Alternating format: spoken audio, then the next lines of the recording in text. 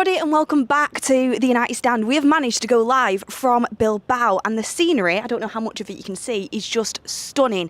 Viktor Gyokeres could be on the cards again for Manchester United in the summer. I completely thought Viktor Gyokeres was done, dusted, we weren't being linked to him. Now Fabrizio Romano has given us another update on how Amorim can sign Viktor Gyokeres, and he would be absolutely massive for Manchester United. My top choice, along with a lot of your top choices. And for me, Delap's good, but Viktor Gyokeres would just be that level above. So if we can get him over the line, that would be a huge boost for Ruben Amorim come the summer. But how do we do that? We win the Europa League. And the first step to winning the Europa League is by winning against Athletic Club here in Bilbao tomorrow night. So we've got some injury news coming in for Athletic Club's team. It's not Athletic Bilbao. I've been told by a lot of Athletic fans here. They are Athletic Club. They're in the city of Bilbao, so we need to respect their name. We've got some injury news. Their best player, their version of Bruno Fernandes, is out. How is that going to impact them? Their unreal record at home, how Ruben Amorim should approach this game, and also, would you risk Ahmad coming back tomorrow night, or would you wait and would you rest him? Because Athletic Club, they are definitely not a team that's going to just let us walk all over them. They are the favourites. And I know a lot of people are thinking we can win it back at Old Trafford. We could win it back at Old Trafford if we're still in the game.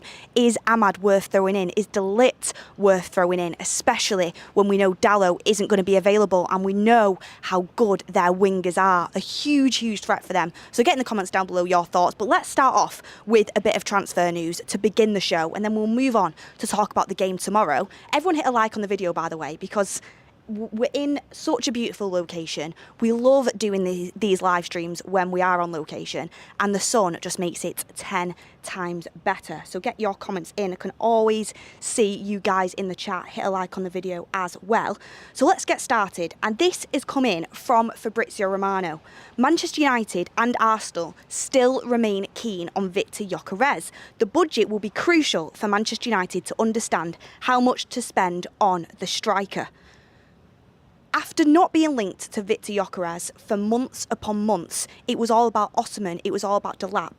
And I know on the morning show, Goldbridge was talking about how Delap is the favourite, and in the current situation, Delap is the favourite, but things can change very quickly if Manchester United secure Champions League football.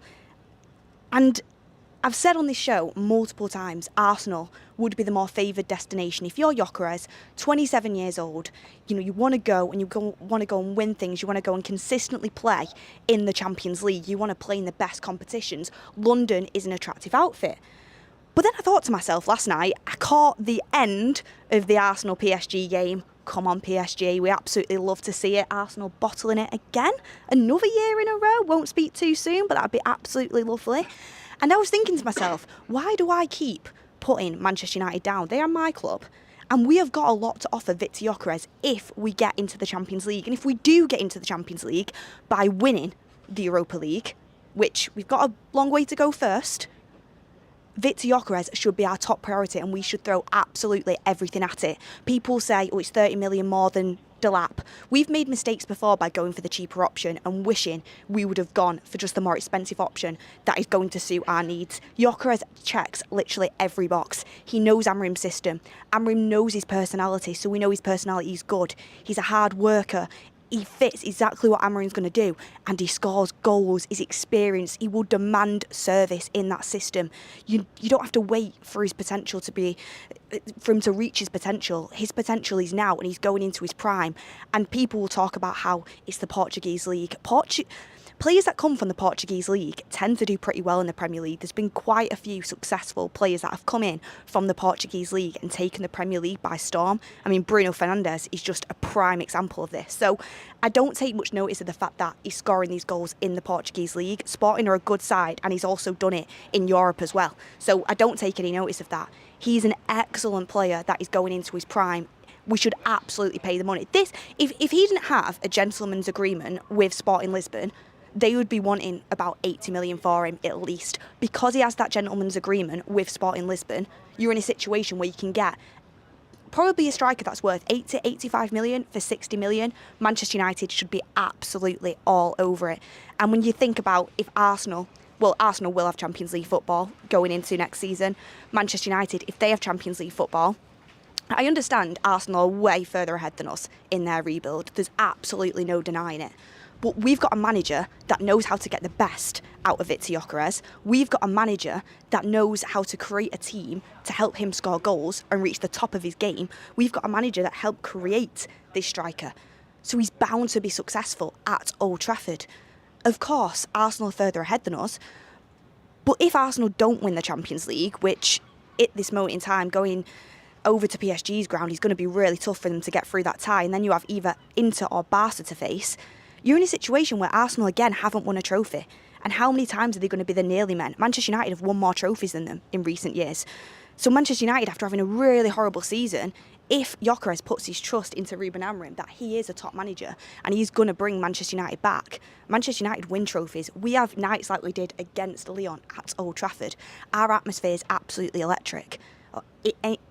In any European competition, we bring it, no matter we're 2 goals down, 3 goals down, 4 goals down. Arsenal, after conceding 1 to PSG last night, the atmosphere went a little bit dead. The wind is killing me. So Gyökeres could be someone that Manchester United could be in prime position to go and get, but it all rests on winning this Europa League competition, and it could be absolutely massive for Manchester United and Ruben Amorim moving forward when we've had them goal-scoring issues. Just 1 second, everyone, getting the hair out of my face. The wind has decided to come and attack me. Just how Goldbridge had his issue with the loss this morning, the wind is now attacking me. 1 second, everyone. Let me get myself in order. Right, so let me bring up some of your comments before I get Gyökeres' numbers in and move on to how we end up securing this player by winning this Europa League. You have people in the chat saying, can't wait for next Wednesday when we see off Arsenal. I mean, it's going to be hard for them going over to the PSG ground, but if they go out, it puts us in better position, because if they do go on and win the Champions League, they become a really attractive outfit for the likes of Viktor Gyokeres, who has been linked to them consistently for a couple of seasons now. But I'd also keep an eye on Arsenal and Benjamin Sesko. They've been consistently linked to him as well. ASMR says, hi Beth, can't wait for the game now. I cannot wait for the game as well. Furious Masturbator says, looking good Beth, keep up the good work. Thank you very much for that. Let's see if I can see any of your chats. I'm having to squint because the sun is so bright here. I can barely see my phone even though it's on 100% brightness. You've got Jammer Wilson saying, Beth versus 100 Gorillas. I'm backing Beth. I'm not even getting in. I'm not even getting into that debate. But tell you what, a few months in the gym, I reckon I could take it. But Gyökeres, just to go over his stats again, 48 games this season, 52 goals and 12 assists. It's absolutely off the scale. And Manchester United should be going all out for him. Join Ugarte, Ronaldo, Nani, Bruno Fernandes. We've had some players, some more successful than others, come from Sporting Lisbon, but he could be added to that list. And working with Ruben Amorim, I think it's a recipe for success. But how do we do it? Let me know in the comments if you would allow Amad and De Ligt to travel with the squad today over to Bilbao to play Athletic Club. Would you bring them in, or would you wait? And would you give them some game time against Brentford on Sunday and then have them back for the return fixture at Old Trafford? I'm going to be honest, guys, as much as we'd all love to see Manchester United go out there tomorrow night, put a few past Athletic Club and come home to Old Trafford with a comfortable game, I think we all know that's probably not going to happen. Athletic Club have an excellent defensive record and Manchester United's goal-scoring record is super poor. It is going to be a really tough game, and Ruben Amorim's game plan tomorrow night is going to be don't lose. If we can come back to Old Trafford with a 0-0 draw, a 1-1 draw, that'd be really good stuff for Manchester United. I expect a game that's going to be very edgy, that there's not going to be much in it, and I expect Manchester United to do a lot of defending. The good news for Manchester United, and this is some latest news to bring in as well, is that, let me get the exact wording up here, that Athletic Club's manager Valverde has confirmed that Sanche will miss tomorrow's Europa League semi-final first leg against Manchester United due to a thigh problem. He is their best player by a mile. We were in the taxi actually last night from the airport going to our hotel, and our driver had excellent knowledge of Athletic Club. He thinks they're going to win tomorrow night. I said otherwise. I said, got to back Manchester United, even though the odds are slightly against us over here in Spain. And he said what will be a big miss for them is Sanche. He says he's an excellent player, world at his feet. But off the pitch, he's always out partying, flying over to Paris, coming back in at 5 a.m. and that affects him in terms of his recovery. Don't know how true that is. I was saying, we've had similar situations. Marcus Rashford and Jadon Sancho. You know, players are so talented, but they don't put it to good use. But Sanchez still this season has been absolutely unreal for them. 32 games, 17 goals and 3 assists. 20 goal contributions. He is the reason why they are competing for Champions League spots in La Liga. He is the reason why they are currently 4th in La Liga, but could easily get 3rd by the time it's over. Athletic Club are doing brilliantly. And if you look at where Manchester United start in the Premier League, even though we are unbeaten in Europe, the only team this season to still be unbeaten in Europe, which is massive, and it's not a stat you should take lightly, Athletic Club have got so many stats that back them up as well, but missing Sanchez is going to be huge for them. That's like us missing Bruno Fernandes, and if we could have Ahmad back, because people would say, well, that's like us missing Ahmad. Ahmad's one of our best players, one of our best attacking players, someone who's going to score goals. I get that, but if we could have Ahmad back, then that would put us massively in favour in terms of the injuries situation that we've had. Amorim slowly getting his squad back, slowly but surely. Just a few other stats to bring in as well.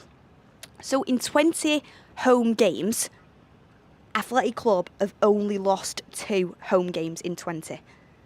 That, again, doesn't look good for Manchester United when we're going playing at their ground. That is huge. And this is, again, why the message is, do not lose. It's why I think Ugarte and Casemiro will definitely be in that pivot tomorrow night. All 6 games in the Europa League they've played at home this season, they've won. So Manchester United are in a really tough spot here going to their ground, and that is why you'll be going there not to concede. You'll be going there not to lose this game. Scoring a goal would be absolutely huge. If Manchester United could somehow nick a 1-0, that'd be absolutely massive, taking that back to Old Trafford. But they have got massive threats. Nico Williams is available, as they know. Their wingers are electric, and Manchester United are missing Dalot, which is, I know Dalot's had a lot of criticism, but that is going to be a bit of a miss for us, because Dorgu hasn't had the best time recently. You know, do you put Mazraoui there? Do you bring De Ligt in, even though he's only just coming back from injury? Luke Shaw has just played a full game at Bournemouth, and we know how easily he can break down. Aidan Heaven's still out. Who do you go with? That's the question I asked the chat. It's going to be interesting to see who Ruben Amorim leans on, but it's going to be a massive, massive, massive game for Manchester United. And the only reason I ask, do you throw Ahmad and De Ligt in, is because this is the biggest game of our season. And you can talk all day long about bringing it back to Old Trafford and winning at Old Trafford, and we know when Old Trafford gets going how amazing it can be. But you've got to have a result that you are capable of bringing back to Old Trafford and winning.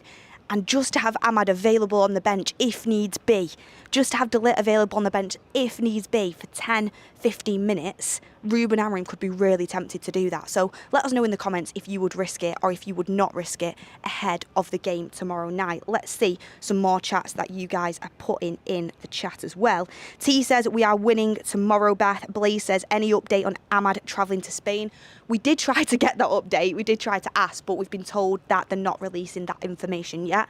So as soon as we know who's travelled, usually they bring pictures out, usually they release a travelling squad.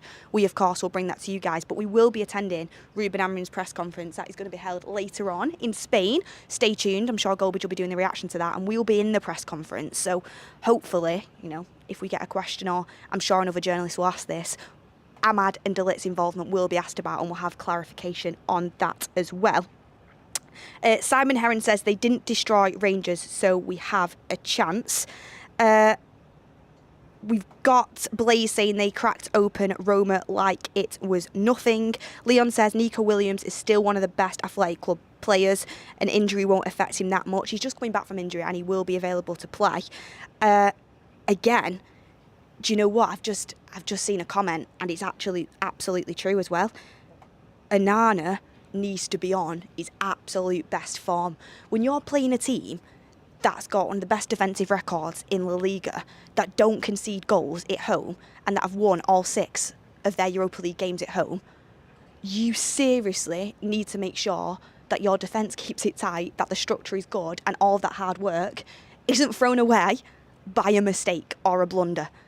I mean, we saw what Onana did over in Lyon, and Manchester United, luckily, down to Euro, and I can't even remember who scored the other goal. I know Euro scored one, I can't remember who scored the other for Manchester United. We luckily ended up having something to bring back to Old Trafford. But I tell you one thing, if Onana makes a blunder again and we end up 2 goals down due to 2 mistakes from him, we won't score 2 to bring it back to Old Trafford. I think it'd be highly unlikely that we'd score 2 to bring it back to Old Trafford. So it's absolutely massive that if Ruben Amorim does put his faith in Onana to start this game, which I think we all know he will, I don't think Bayern Day is even available. I don't know what's going on with Bayern Day. We've not really heard much. I think he's a bit frustrated with his game time. I don't know if it's an injury. Why does he keep getting injured in training when he's not even playing games? I don't know what it is. It looks like he's going to move away in the summer. I think I'd be a bit frustrated if I couldn't get in over Andre Onana as well, to be honest with you, if I was a keeper. But Onana's going to start. We've got to make sure that Onana has a good game, because any mistake he makes that puts the defence under pressure, Bilbao Athletic Club that are in Bilbao will not let us back into that game so easily. So that's an absolutely massive one to watch as well. So a really good chat in there by whoever put that in. I can't see it now because it's gone off my screen. Let me bring another super chat that comes in as well. Rob Always United said, "With the underdogs, Beth, that will help us." It will help us. Will it help us in a stadium that is full of all of their fans when the final is going to be played here? They are expected to win. I spoke to a couple of Athletic Club fans as well. They have massive belief that Athletic Club are going to win tomorrow night, and they think they will win the tie against Manchester United. They don't really have much doubt in their minds. I'm sure their response would be a little bit different if the likes of a Liverpool or a City or an Arsenal were heading over here. Manchester United, we're not seen as that big club anymore. Well, we're seen as a big club, but we're not seen as a club that you fear. Athletic clubs are not fearful of Manchester United, and they probably shouldn't be. So yes, we are the underdogs, and yes, that can help us in certain games, but I think that helps us more when we're playing at Old Trafford than it does in a really tough away tie in a city where these fans expect them to win because it's going to be played here, the final. One thing I will say, which is a big plus for Manchester United, is I actually think we've got a bit lucky with the fact that we've got them in the semi-final. I'd rather have them in the semi-final than I would in the final. In a one-off game in their city, I do think they'd beat us. Like the flashbacks to Villarreal, to Sevilla, Spanish teams, we do struggle against. Whereas when you've got 2 legs and you can bring it back to Old Trafford, you're in a position where you're a lot more likely to win that game. In a one-off game, I really wouldn't fancy us when the final is going to be held here, where they are from, where their fans are from. However, in a semi-final, I do think we've got a much bigger chance. I still think Manchester United are going to get through. If you want my prediction, I think tomorrow it's going to be a 1-1. I think they're going to score first. Manchester United will keep the defensive shape, and I think we'll nick a goal within the last 10, 15 minutes. I think we're going to bring it back to Old Trafford, and I think it could be a very similar scoreline, 1-1, and I think we could see extra time again under the Old Trafford lights. I'm not going to lie to you. That is my feeling. That is my prediction. If you tuned in last time, you will know my predictions are getting pretty good. I predicted that Dalla would score in that Lyon game, and I predicted that we'd win it in extra time. Not quite as good as Ryan's, who's behind the camera, who literally predicted we'd win it in extra time with a Harry Maguire header. Like, we should ask him what the lottery numbers as well, and what's the prediction going to be, Ryan? What's your prediction? You're going 1-1 tomorrow. So a lot of people feeling a draw. Also, you do remember that Ruben Amorim said the reason he went with such a strong team against Bournemouth was, 1, because he needed to get sharpness into his best team, and 2, because Bournemouth play quite a lot like Athletic Club do. And that was a pretty edgy game. Manchester United's XG was way better, but it was quite an edgy game. Bournemouth did have chances that they didn't really do much with. Manchester United overall a bit more dominant, but that ended up 1-1, and arguably you could say that's only because they went down to 10 men. So it's going to be tight, it's going to be tough. Onana needs to be on his best form. I would feel a lot more confident going into this game if we had someone like Viktor Gyokeres available who scores goals upon goals upon goals, because when you're playing a team with the best defensive record and you don't really have much goal threat, you do wonder where the goals are going to come from. But hopefully Manchester United will find a way. When you have results we did at Old Trafford, you just feel like this is going to be our competition. But Athletic Club will feel that as well with the final being in their city. Let me read a few last chats out before we start to wrap this up. The wind up here. What's worse, by the way, today? The wind or the wasps? To be fair, I'd rather be attacked by wind than wasps. Wasps wouldn't really end good for me. Koeman's, oh no, there's a wasp. Oh my gosh, don't. I would have actually ran off 100%. They play in a Farmers League, says Kumaran. No, they don't. La Liga is absolutely brilliant. It's one of the best leagues in the top 5 leagues in Europe. You have Madrid in that league, you have Barcelona in that league, you have Atletico Madrid in that league, and they are next in line. It's absolutely not a farmers league, 100%. Mitchell says, people are saying Athletic Club didn't do well against Rangers, yet they kept a clean sheet and won comfortably. United couldn't do that.